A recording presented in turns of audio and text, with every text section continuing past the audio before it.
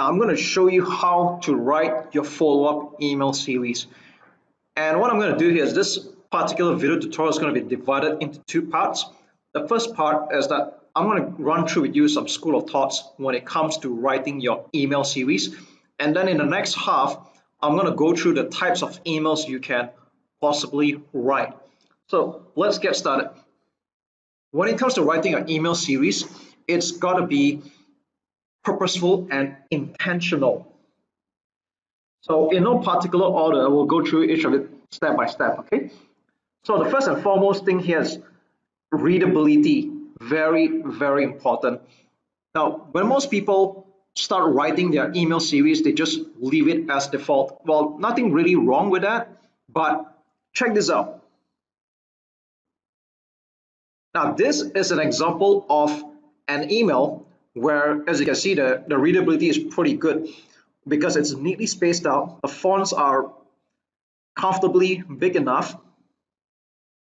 And you notice that every paragraph, there's no more than 5 lines, all right? It's about 3 to 4 lines per paragraph tops. So this is an example of an email with very good readability. And you have to understand that they're getting more and more viewers on mobile these days. So expect to get quite some subscribers who will be reading your email through mobile phones or tablets for the matter, like iPhone, iPad, Android, you name it. So on the other hand, an example of a really bad readability would be having all this bunched up together or very, very long paragraphs with small, tiny words. So to me, the litmus test is quite simply this. If you can read this email and it's comfortable on your eyes, then it passes the readability test. So that brings up to the second point here. I like to have the font size at least around 14 to 16, although ideally 16 is better. So it doesn't have to be too big, but at the same time, you don't want to be too small, especially if your target audience are usually around the middle age. You don't want them having difficulty squinting their eyes or having difficulty reading your email. So normally I put it about size 14 to 16. 16 would be the most ideal. And this depends on what kind of autoresponder you are using. I use Aweber most of the time, and I use font size 16. The next point here, this comes up as a regular debate even to this day among new email marketers. How often should I send an email to my list? I'm going to cut the chase here. You're going to send email to your list every single day. That's right. Or you're going to put a daily interval going on here. And here's why. If you send your email only once in a while, guess what? You're going to lose your subscribers' attention. And I think this is very crucial. If you are shy in marketing to your prospects, guess what? Your prospects are going to end up buying from your competitors who are not shy, or they're just shameless in marketing to them because they're more daring and they're more outgoing. So this is not up for debate. Send an email every single day throughout your email series. Okay, got it? Next point. Now, I understand that whenever you start a new email campaign or a new list, you don't want to be writing several emails like into the dozens or hundreds right off the bat. That's going to be not really a good use of your time. So normally I recommend you just start off quite humbly with anywhere from 4 to 7 email series, but have them sent out every single day from the moment your visitor joins your list. So start off with 4 to 7 email series, and after that you can consider adding more afterwards. So to this day, I have email series that go anywhere from 4 to 7 and some like 20 or 30 and above. But the most important thing is get started with just a few, and you can always test out from here. Next point, number 5, sell the click. Very important. Do not do the selling in your email. And what this means to say is that quite simply this.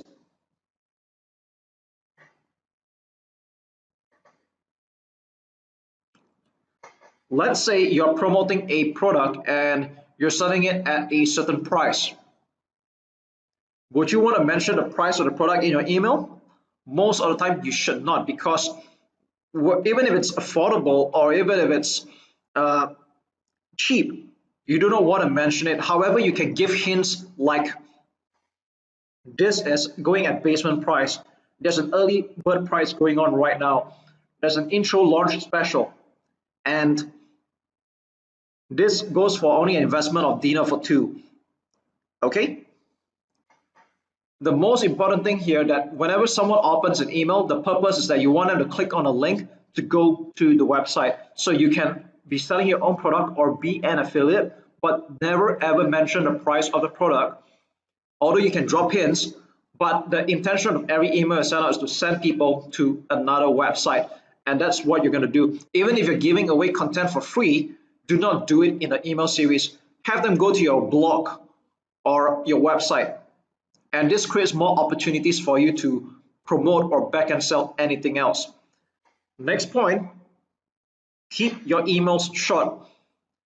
Now, I'm not fussy about word length, but I would say I'll keep it anywhere from 100 to 300 words.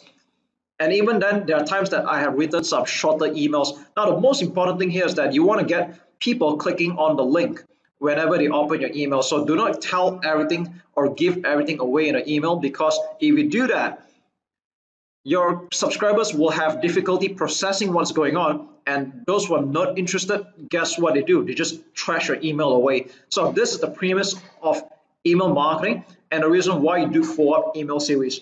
And that brings up to the next part of this video training. What kind of emails can you write to get people compelled and along the way build yourself as an authority figure? Now, there's no definite formula to it, although in my experience, you can come up with any combination of this type of emails. Now, the first type will be a very obvious one, a welcome email. So there's nothing much to it really. So normally you like to take this opportunity to introduce yourself, what you're all about, and what's really important is what's in it for me, or WIIFM.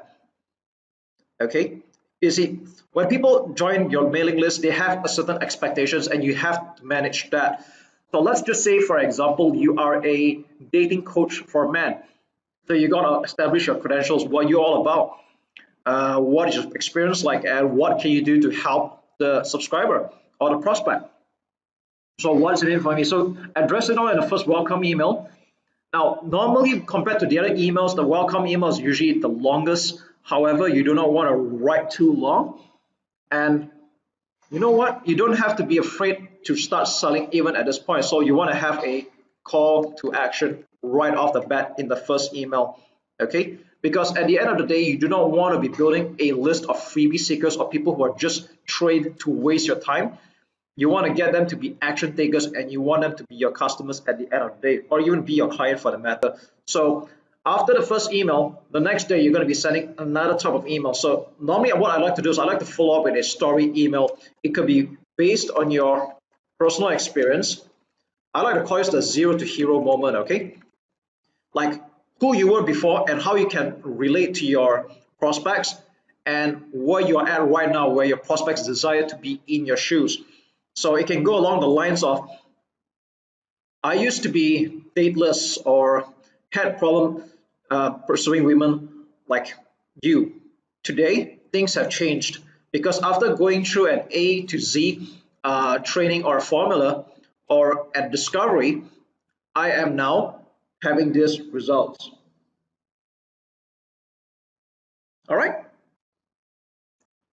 Now, if you cannot come up with your own story, that's totally fine. You can always do a third-party story as well. Okay. For example, now, have you know about, scratch that. Did you know anything about the late Steve Jobs and what he did in his last moments? And here's how you can profit from his experience. Okay, I'm just making that up by the way, but have you noticed that I'm using a third-party story? So if you don't have your own story to tell, that's totally fine. There are plenty of stories to tell, and you do it from a point of view of a third party. Okay, so moving along, if you have trained students or you have past customers who have had success with your products or your programs, you can mention them in a case study, and this is really good because this builds up social proof and social validation. Because here's the thing, nobody likes to be a pioneer and no one wants to be the first to try. Okay, so your customers will not appreciate being a guinea pig. So they like to naturally know if anyone else had done it before them and what their results were like. And this builds up more confidence. Okay, the most important thing is that you want to inspire confidence in the usage of your program or your products. So you can come up with case study or testimonials. Another type of email you can write is to bust myths. Now, one of the mistakes that marketers tend to make is that they try to get into teaching mode. Okay, like they try to teach new stuff. Now, I'm not saying there's anything wrong with that, but I would think that teaching your customers should be reserved in a paid product or a paid training. What they need is to experience a paradigm shift. Okay, they need to experience a paradigm shift, and that's why they're on your list. And you need to take this opportunity to be busting myths. So I'm going to use another example right now. Let's say you are selling a weight loss supplement or a weight loss program. So perhaps you can take this opportunity to bust a very commonly subscribed myth. Hey, did you know that no matter how often you go to the gym or exercise, that only accounts for 30% of your weight loss and fat burn success? The other 70%, you might find it hard to believe this is actually in the food you eat. And even so, it's not something that's readily available because you need to undo all the past damage you have done to your body and reverse the aging of your muscles. And this is why I recommend you get on my training or get these supplements. So as you can see, what I just did here is that I just busted a myth that most people subscribe to. And what you can do is that you can take this opportunity to list out maybe 2 to 3 of the most common myths that a lot of people believe in this market that you're in right now. Now, the next 2 type emails are pretty much no-brainers really. Sometimes some people just need a reminder, and you can say, hey, just a reminder in case you haven't checked this out just yet. And here's a recap. So you notice there's nothing much to it. And why reminders are very powerful is because sometimes some people don't just buy on first contact. They might need a little bit of persuasion or reminders, or sometimes they might have been away or not so attentive when they got your emails the first time. And maybe, just maybe, something in your life has changed and it just grew more urgent. And this is why reminders are very powerful. And the next type of email is called last calls. If you're running a time-sensitive sale or a special discount that's on for a very short time, last calls will really help drive in sales in the last moments, because scarcity is a very powerful driving force. Nobody likes to miss out. So there's this thing called FOMO or FOMO, fear of missing out. It's just built naturally to most people. Okay, so you can leverage on this. Okay. Now, there are many more types of emails I can get into, but with these 6 email types alone, you can write many emails and put them all into your autoresponder.